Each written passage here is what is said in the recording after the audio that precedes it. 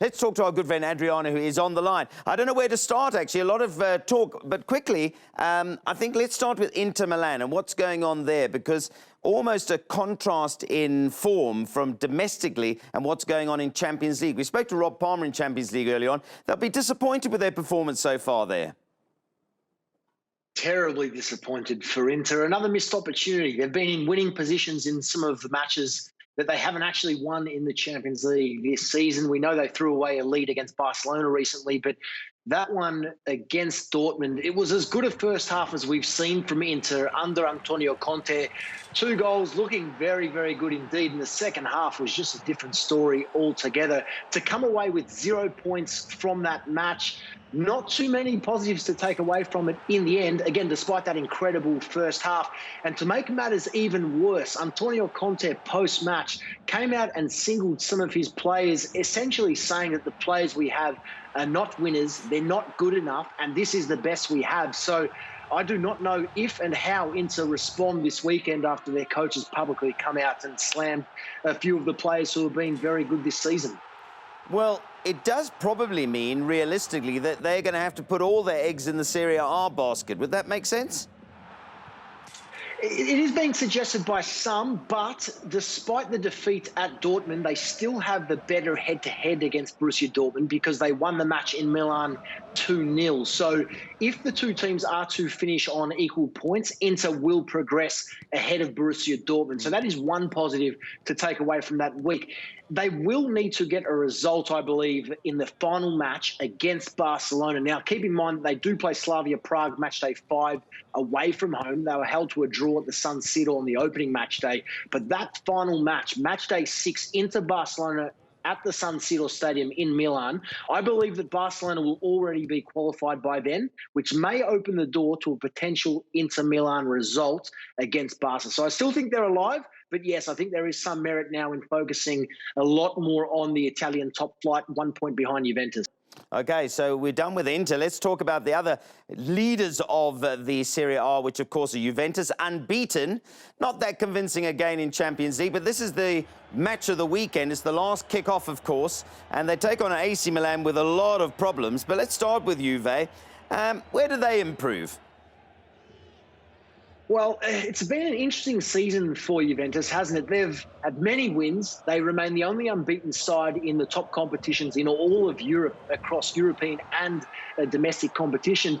But they do have many areas to improve in. Now, this weekend's match against Milan is a strange one. Milan have many problems of their own, which I'm sure we'll discuss shortly. But it's a match which on paper Juventus should win and win easily. But as I said, and as proven midweek, the results have been very hard fought and won very, very late on. We saw Douglas Costa here score late on in the Champions League for Juve away to Lokomotiv Moscow, a result that put Juve through to the round of 16. So a good result, but far from convincing. Still many issues for Maurizio Sarri. Defensively, some key players missing through injury. De Ligt missed midweek. He may miss the weekend as well. Chiellini, of course, still out.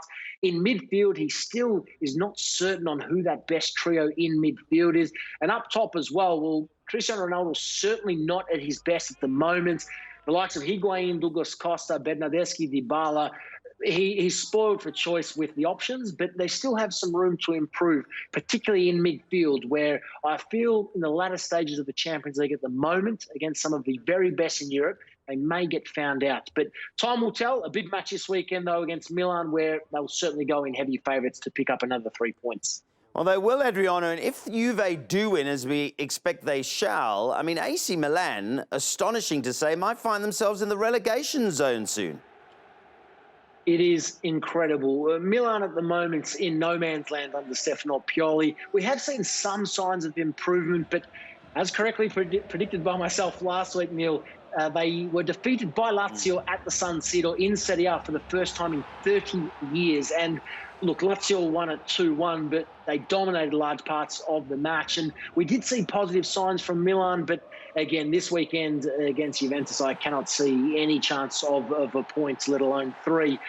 For Milan, it is a long, long way back. They've got Napoli after the international break, and if they are to lose against Juventus and Napoli, they could very well be in the bottom 3, which is very dangerous heading into a very tricky Christmas period where it gets very cold here in Italy, and there are some tougher fixtures to come as well. Yeah, absolutely. They're not going to enjoy their Christmas the way things are going. Head-to-head, by the way, which you've shared with us, Juve 8 straight wins against Milan in all competitions, and in fact 8 straight Serie A wins, so stats are not in their favour. But the thing about AC Milan, they brought in a new coach. You obviously haven't seen, or we haven't seen any improvement really. Well, again, Stefano Pioli, as we've discussed, he's not a household name here in Italy. He was an individual that they were able to bring in, get in on the cheap, and I guess just try to re-energise, reinvigorate this Milan side. As I said, there have been some positive changes. There is a lot of talk that the camaraderie amongst the playing group is a lot stronger than previously under Giampaolo. But look, until we start to see some results and winning performances, I don't think that the pressure will be off this Milan side just yet. Okay, let's talk about one of those disasters. Last year we had some of those Kardashian moments, didn't we, where we had sort of dramas and story. The Napoli story is something that could be made a movie of at the moment. It's absolute mayhem. Give us an update. Horrendous results. Here's Ancelotti, who's come out and backed the players. The club are threatening legal action against players. I mean, it's crazy. It's absolutely crazy. This could be one of those movies for sure, because the events at Napoli over the last 7 days and what's to come has been quite remarkable. Another poor performance in the Champions League midweek. It's very sad to see that Napoli, after defeating Liverpool in the opening match day, that they've now lost top spot to the Reds with a trip to Anfield to come. But they did salvage a point against the Salzburg side, who did come to play.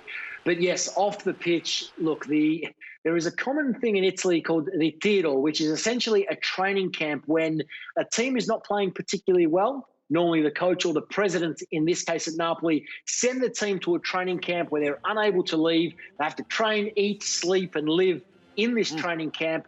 And they had intended to stay there for 4 or 5 days. But after that poor performance midweek, Lorenzo Insigne and the Napoli players decided, no, we are not doing this. And that has led to potential threat of legal action by the club against the players. And then Carlo Ancelotti, the coach, who he's had issues of his own with the president and the players recently as well. It is not looking very good for a Napoli side who many tipped would push Juve all the way this season once again. But now, well, they risk being eliminated from the Champions League. They risk missing Champions League football next season altogether. It's not a good time for Napoli fans at all. Could that be the end of Ancelotti? I mean, is that fast approaching? Well, there is some talk here in local media that Ancelotti's last match could potentially be this weekend for both reasons. Either the club decide enough is enough, or he decides that he's had enough. The tension is so strong at the moment that we're uncertain as to what the next step will be. But look, Napoli against the Genoa team this weekend, who have a very poor record against Napoli. I think anything but 3 points here for the home team will be an absolute disaster. So I'm expecting Napoli will respond. We'll see what takes place over the international break, which will, of course, follow this weekend's events. Okay. Thank you very much, Adriano. Always a pleasure. We love watching Italian Serie A. We love hearing from you. Have a wonderful weekend. There we go. I will. Thank you so much. All the way from Milan. Now we're staying.